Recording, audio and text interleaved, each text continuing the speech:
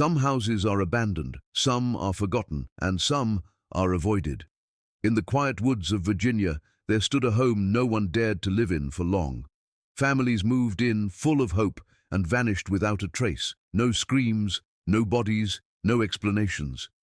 Until, after 4 decades of silence, one family member walked back into town with a story that terrified everyone who listened. The house stood at the edge of a dense stretch of forest in rural Virginia, isolated enough that passing cars were rare and neighbors were distant shadows rather than familiar faces. Built long before modern records were carefully kept, the property had no clear origin story, only rumors that drifted quietly through nearby towns. By the time 1979 arrived, the house had already earned itself a strange kind of reputation, not through loud stories or dramatic headlines, but through hushed warnings. People would lower their voices when referring to it, glancing toward the tree line as if the structure itself could hear them being discussed. It wasn't the kind of house that looked haunted at first glance. In daylight, it appeared ordinary, with tired white paint clinging to old wooden boards, slightly crooked steps leading up to the porch, and windows that reflected the quiet sky. But something about it felt wrong to those who came too close. An invisible pressure in the air that made breathing feel heavier than it should have been. Families who moved toward that part of Virginia often did so for peace and quiet, looking to escape crowded neighborhoods, rising crime, and the noise of growing cities. The house seemed perfect for them. It was affordable, unexpectedly spacious, and surrounded by miles of woods that promised privacy. Real estate listings said very little about its history, just enough words to make it sound like a hidden gem waiting for the right family. The first of these families arrived, filled with excitement, carrying boxes of dishes, blankets, radios, and framed photographs of smiling relatives. They walked through the creaking front door, believing they were stepping into safety, never imagining they were crossing into something far darker. At first, nothing appeared unusual. The nights were quiet, the kind of silence that people from the city found comforting. The forest seemed still, as though the trees themselves were frozen in place. Days passed calmly, and the house felt like it was slowly accepting its new occupants. Neighbors, though distant, noticed small signs of life returning to the property. Lights glowed in the windows. A radio played softly through thin walls. Children's laughter occasionally carried through the air, thin and fragile like glass. But soon, tiny details began to feel wrong. The lights would sometimes flicker without any storms or electrical issues reported. Doors would be found slightly open even when they had been firmly shut. Footsteps could be heard upstairs when no one was walking there. At first, the family brushed it off as old house noises, blaming loose boards, shifting wood, or an overactive imagination. Most older homes make noises, they told themselves. Most forests carry strange sounds at night. Then came the first disappearance. There was no warning, no argument, no sign of fear. One morning, the house simply stopped responding. No lights turned on, no smoke rose from the chimney. A neighbor, passing by out of curiosity, noticed the silence felt deeper than usual. When authorities were finally called, they found a scene that would never make sense. The table was set for breakfast. Cups of cold coffee sat untouched. Jackets hung neatly by the door. Everything was exactly how a family would leave it if they expected to return in minutes, not vanish forever. This pattern would quietly become a cycle. Word of the first vanished family never truly spread far beyond the local town. Records were filed, but the story wasn't dramatic enough for newspapers. No bodies, no violence, no mystery anyone could mark it, just absence. Years later, another family moved in, unaware that others had walked those same floorboards and never walked out. Once again, the house filled with voices, movement, and the rhythm of normal life. And once again, the silence returned. With each new family, the house seemed to grow more patient. It didn't rush, it didn't need to, it simply waited. The woods around it thickened with time, branches leaning closer, shadows stretching longer across the roof and windows. The road leading to the property faded slightly, tire tracks becoming rare, weeds pushing through cracked pavement. The house stood like a quiet trap that didn't chase its victims, only welcomed them inside. What made the situation even more unsettling was how ordinary it all looked from the outside. There were no warning signs, no broken fences, no official notices. Children could play in the yard without sensing danger. Birds still landed on the roof. The wind still moved gently through the trees. Normal life continued all around it, while inside, families simply erased themselves from existence. By the time rumors started to feel real, it was already too late. Locals began to notice that every name connected to the address eventually stopped appearing entirely. School records were left unfinished. Jobs were abandoned without farewell. Relatives stopped receiving letters. Phone lines went dead forever. Yet every investigation ended the same way, with no evidence strong enough to explain how people could vanish from locked homes without leaving behind even the smallest trace. The house did not collapse. It did not burn. It did not rot away. It simply remained standing silently at the edge of the woods, waiting for the next family to believe that true peace could be found within its walls. The disappearing families shared one terrifying detail that investigators could never explain. There were never any signs of struggle. No broken windows, no forced doors, no overturned furniture, and no blood. Each vanish felt less like a crime scene and more like a moment of time suddenly freezing and then erasing itself entirely. Police officers who first stepped into the house described the same uneasy sensation, a silence so complete it felt loud, as if the air itself was swallowing sound. Curtains hung neatly in place, beds were made, and personal belongings rested exactly where they should have been, giving the disturbing impression that the families had simply stood up and walked away together, without fear, without hesitation. The strangest part was how normal everything looked. Children's shoes remained lined up near the doorway. School backpacks were set against the wall, still zipped, still holding books and unfinished homework. Claustrophobic, half-finished dinners sat cold on the dining table, untouched long enough for flies to gather. A television would sometimes be found turned on, displaying nothing but static, humming softly to itself in an empty room. It wasn't chaos that greeted authorities. It was stillness. A stillness that felt intentional, like the house had been carefully reset to look lived in, but abandoned. Neighbors were questioned again and again, but their stories only deepened the mystery. Some claimed they had seen lights in the windows late at night, long after the family should have been sleeping. Others said they heard faint knocking sounds, not from the door, but from inside the walls. There were reports of quiet footsteps on the porch after midnight, even when the house was supposed to be empty.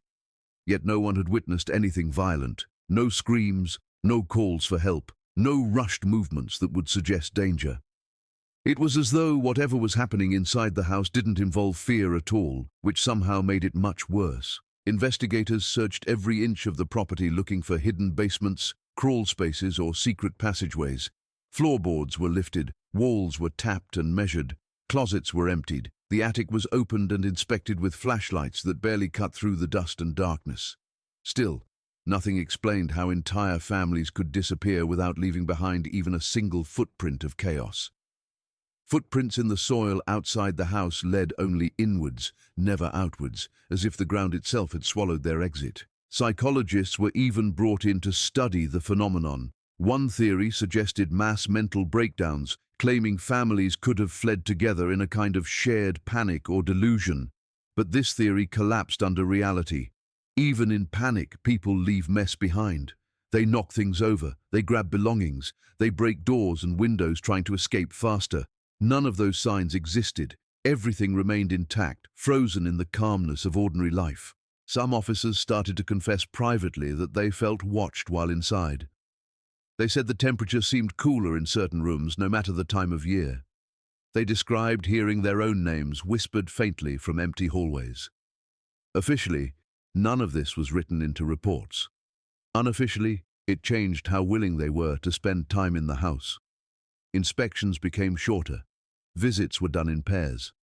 Eventually, officers began refusing to go inside alone. As years passed and more quiet disappearances stacked atop each other, the house's reputation shifted from curiosity to dread. People in nearby towns stopped driving near the road after dark. Children were warned not to wander into the forest that led toward the property. Even animals seemed to avoid the area. Hunters noticed that deer and birds rarely crossed that particular stretch of land, as though instinct had taught them what humans refused to believe. The absence of struggle created a new kind of fear. It suggested that whatever happened inside the house did not require force. It didn't need violence. It was something that convinced people to go willingly, something quiet, something patient, something capable of guiding entire families away without leaving behind signs of resistance or terror. Over time, files filled with the same phrases: no forced entry, no signs of violence, no apparent reason. Case after case ended the same way, stamped and shelved, pushed into locked cabinets in forgotten stations. The house remained untouched, still standing, still sealed in its silent perfection, holding rooms that looked perpetually occupied by people who had simply stepped into another reality without disturbing a single object in their path. As the disappearances continued, the official investigations began to take on a different tone, one that was less about discovery and more about containment.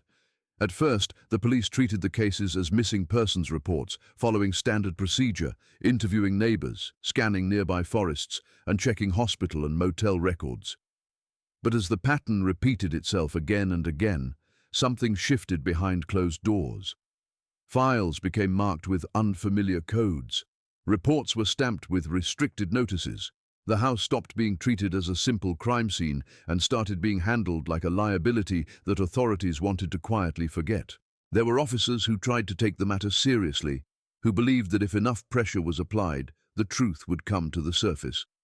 They pushed for deeper searches of the land around the house, requesting funding to bring in forensic teams and specialized equipment. But those requests were often delayed or denied. Equipment never arrived. Warrants were suddenly deemed unnecessary. Supervisors encouraged them to focus their time on other cases that seemed more solvable and, more importantly, less complicated. It was never said directly, but the message was clear to those who listened: stop digging. Eventually, the investigations didn't just stall, they vanished. Entire folders related to the house disappeared from archives. Maps were altered to make the property look less significant. Records of address ownership became incomplete or were replaced with vague references. Journalists who asked too many questions found their requests for information blocked by missing documents and uncooperative departments. It was as if the system itself had decided that the mystery of the house wasn't supposed to be solved, only buried deep enough that no one would remember to ask about it again. Rumors began to spread that higher authorities had stepped in. Not federal agents with dramatic entrances, but quiet officials who arrived in unmarked cars and left behind sealed orders. Neighbors noticed unfamiliar men walking the property, measuring distances, studying the trees, taking photographs of walls and windows. After their visits, police presence would suddenly fade, and the property would be left alone again, more isolated than ever. Those who witnessed these strange inspections were often warned, unofficially, to keep their mouths shut if they valued their peace. Inside the local police departments, the topic became uncomfortable. Younger officers were told not to bring it up. Veterans would go quiet when asked directly. Some admitted later that they had been instructed to stop mentioning the house in reports, to avoid linking cases to the same location, and to treat future disappearances as unrelated incidents, even when the evidence said otherwise. The house became a dark stain that the system chose to paint over rather than confront. At the same time, fear began creeping even into those tasked with solving crimes. Officers who entered the house repeatedly reported exhaustion, headaches, and vivid nightmares afterward. Some said they dreamed of standing in the house surrounded by voices they could not see, whispers echoing around them while no one appeared. Others described a sensation of being followed home, of shadows lingering a second too long in mirrors or windows. A few asked to be transferred out of the area entirely, unwilling to stay near a place that seemed to affect their minds as much as it did the families who vanished inside it. Eventually, the cases were no longer labeled as open. They were simply forgotten. Cabinets gathered dust, evidence tags fell off boxes, case numbers stopped appearing in annual reports. The house remained untouched, frozen in its quiet existence, while official attention drifted to louder and more manageable problems. It wasn't that the mystery had been solved, it was that it had been intentionally left unsolved. Years passed, and silence thickened around the story. New families moved into the broader region, unaware that such a house had ever existed. Roads shifted slightly. Signs were replaced. The property boundary blurred with the spread of weeds and falling branches. The house itself faded from memory, but not from reality. It stayed standing, untouched, unmarked, and unprotected, as if it existed outside the rules that governed everything else. What made this abandonment frightening was not just the loss of answers, but the deliberate removal of questions. When a system built to seek truth chooses instead to seal it away, The darkness that remains grows deeper, and somewhere in the woods of Virginia, the house continued to breathe quietly, holding secrets that no official record was ever meant to contain. Strange symbols began to appear inside the house, etched into walls, scratched into wooden beams, and occasionally carved into the floorboards themselves, though no one could determine when or by whom they were made. They were not part of any conventional alphabet, nor did they resemble anything taught in schools or used in everyday life. Some looked like spirals that twisted inward on themselves, others like jagged lines intersecting at impossible angles, and a few resembled figures in motion, almost humanoid but distorted, as if someone had tried to capture a shadow on a surface. These markings were subtle, easily overlooked by an inattentive eye, but once noticed they evoked a visceral unease, a sense that the house was speaking in a language just beyond comprehension, communicating something that could not be spoken aloud. Families that entered the house often failed to notice the symbols at first. They were absorbed in setting up homes, unpacking boxes, and adjusting to the rhythm of a new life. Children might glance at the strange scratches on the walls and forget them within hours, while parents dismissed them as the remnants of previous occupants or natural wear on old surfaces. Yet, over days, weeks, and months, these symbols seemed to accumulate, appearing in places previously clean. A line that had not been there yesterday might appear near the doorframe today. A spiral could suddenly be etched into a table leg or the back of a chair. Nothing could explain their origin. No tools, no fingerprints, no signs of intrusion. It was as if the house itself was writing, leaving messages in a code only it could understand. Investigators who entered the house took photographs, made sketches, and tried to catalogue the symbols. They attempted to compare them to known languages, ancient scripts, tribal markings, and even contemporary graffiti, but nothing matched. Experts in semiotics, linguistics, and archaeology were consulted, each bringing new theories but none providing answers. Some believed the markings were the product of an unknown cultural practice, perhaps something left by a forgotten group centuries earlier. Others argued they were purely psychological, manifestations of stress, fear, or suggestion created by those living within the house. Yet the fact that symbols appeared even when the house remained empty for months challenged every conventional explanation.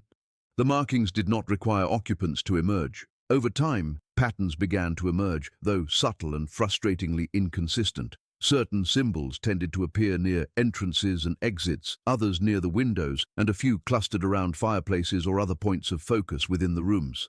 There seemed to be some internal logic to their placement, a hidden structure to the chaos, but no one could decode it. Theories emerged that the house itself was a living entity, manipulating physical space to communicate or perhaps to exert control over those inside. Families reported uneasy feelings when near certain symbols, a sense of being watched, or sudden dizziness and nausea without cause. Children spoke of whispering voices or shadows moving near the markings. Adults dismissed these claims at first, until experiences became harder to ignore. Footsteps circling the rooms when no one was present, objects subtly shifting positions, and rooms growing inexplicably colder or darker. Some families attempted to remove or alter the symbols, painting over them or sanding them down. Almost always, this action seemed to provoke a reaction. New symbols appeared overnight, sometimes in greater number, more intricate, and closer to the occupants themselves. It was as if the house resented any attempt to hide or erase its inscriptions. Scholars who later studied these photographs noted similarities to esoteric forms of magical or ritualistic markings, though nothing definitive could be determined. The symbols suggested intent, but never revealed motive. They were messages without explanation, warnings without clarity. Over decades, the symbols became part of the myth surrounding the house. Local folklore grew, with children daring each other to peek inside the windows to glimpse the cryptic etchings. Travelers reported feeling inexplicable anxiety or a weight pressing on their chests when approaching the property, especially when the sun set. Stories circulated that the symbols were alive in some sense, moving or shifting when unobserved, rewriting themselves as if to keep their secrets from human comprehension. Those brave, or foolish, enough to venture inside spoke of feeling watched constantly, the symbols' presence magnifying their sense of vulnerability, amplifying fear in subtle, almost imperceptible ways. The combination of disappearances, official suppression of investigations, and these enigmatic carvings made the house a singular enigma. It was not just a place where families vanished. It was a place that seemed conscious, self-aware, and capable of communicating its presence in ways that defied understanding. Those who encountered the symbols, whether investigators, visitors, or local witnesses, often described a creeping dread that could not be rationalized, an instinctive knowledge that the house was far older, far more dangerous, and far more intelligent than any living person could imagine. Even when the rooms were empty, even when the forest surrounding it seemed to fall silent, the house seemed to hum with unseen life. The etched lines a silent testimony to something that had existed long before humans arrived and would remain long after. The return of a survivor after 40 years added a chilling and almost unimaginable dimension to the story of the house. For decades, the house had been regarded as a place of whispered rumors, hushed warnings, and unsolved disappearances, a location that existed somewhere between legend and nightmare. Then, after all that time, someone walked back into the town who had once been part of one of those vanished families. He was older, grey-haired and frail, but his eyes held a haunted clarity that made those who met him recoil. He did not speak immediately. He simply looked at familiar streets and buildings, as though confirming that the world he had once left behind still existed.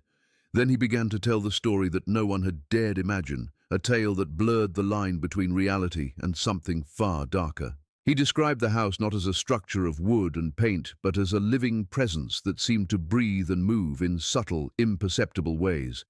From the moment his family first entered, he said, the house had been aware of them, observing them, adjusting to their rhythms, and eventually influencing their actions without overt force. He recounted how small things began to change subtly, doors closing by themselves, rooms growing inexplicably cold, shadows appearing where they should not, and noises echoing that had no clear source. At first, his family laughed these off as quirks of an old building, but as days turned into weeks, the phenomena grew harder to ignore. Objects would move from room to room, markings appeared on walls that no one had made, and at night, whispers could be heard that seemed to come from the walls themselves. As time passed, the influence of the house became more direct. The survivor described feeling compelled to go places within the house that seemed to call to him, hallways that he had no memory of walking down, and rooms that appeared overnight where none had existed before. He said his family started following patterns they did not recognize in their own behavior, moving as if guided by an invisible hand. He spoke of long stretches where time itself felt altered, days passing in what seemed like hours, and hours stretching endlessly. Sleep became uneasy. Dreams were vivid and often indistinguishable from waking reality. His parents and siblings experienced similar distortions, though no one dared speak of it, fearing ridicule or the possibility that acknowledging it might make it worse. The survivor revealed that one night the family realized they were no longer in control. He described a moment of collective awareness, a shared panic, yet with no one able to articulate how or why they were trapped. Doors that had always been locked opened easily. Windows revealed glimpses of landscapes that did not exist outside the house. Even the furniture seemed to arrange itself, forming pathways that guided them deeper into rooms that seemed larger than the house's exterior should allow. He claimed that the house communicated without words, through atmosphere, movement, and intuition, leading them to places they did not understand. It became clear, he said, that the house wanted something from them, though he could not explain what, and even now struggled to find language adequate to describe the experience. Over the decades that followed, the survivor's story became fragmented in his own memory, yet certain images remained vivid. He remembered nights spent in darkness where shadows moved independently of any light source, whispers that spoke in patterns too complex to comprehend, and symbols appearing spontaneously on walls and floors that seemed to respond to their emotions. His parents and siblings vanished one by one, leaving him alone in the corridors of the house, forced to confront its presence directly. He described a strange sense of timelessness, as if the house existed outside the normal flow of years, trapping them in an alternate reality while the outside world aged without them. When he finally emerged 40 years later, the world had changed in ways both small and vast. He walked into a town that had aged as he had, streets altered, businesses gone, new families inhabiting homes his family had once known. He carried with him no clear explanation for why he had survived, no understanding of how or why he had returned while everyone else had disappeared. His mind was fractured by decades of isolation and exposure to the house's influence, Yet he could convey the horror of those years in a way that was undeniable. The house was alive, patient, and intelligent, capable of manipulating not just objects, but perception, time, and human behavior. His return sparked fear, disbelief, and curiosity all at once. Neighbors who remembered his family could scarcely reconcile the image of the frail man before them with the young family that had vanished decades ago. Authorities who had once ignored the cases were forced to confront the reality that someone had survived to tell the tale. Experts in psychology, architecture, and folklore arrived to hear him speak, examine the house, and attempt to piece together a phenomenon that defied every conventional explanation. Yet, despite their best efforts, the survivor could only provide fragments of understanding. Impressions of the house's intent, the sensations of its presence, the experience of being drawn into spaces that seemed to move and breathe with awareness. Most unsettling of all, he warned that the house was not finished. It had waited for decades, observed patterns of human behavior, and learned how to manipulate those who entered. He suggested that its hunger or purpose was ongoing, not bound by time, and that while his family had disappeared into it, it remained patient, biding its time for the next occupants, continuing its silent watch over the surrounding forest. He described the terror of realizing that the house did not act violently, yet exerted control so absolute that resistance was impossible, that it could take what it wanted without leaving traces, without breaking a single rule of ordinary life, leaving the world outside entirely unaware.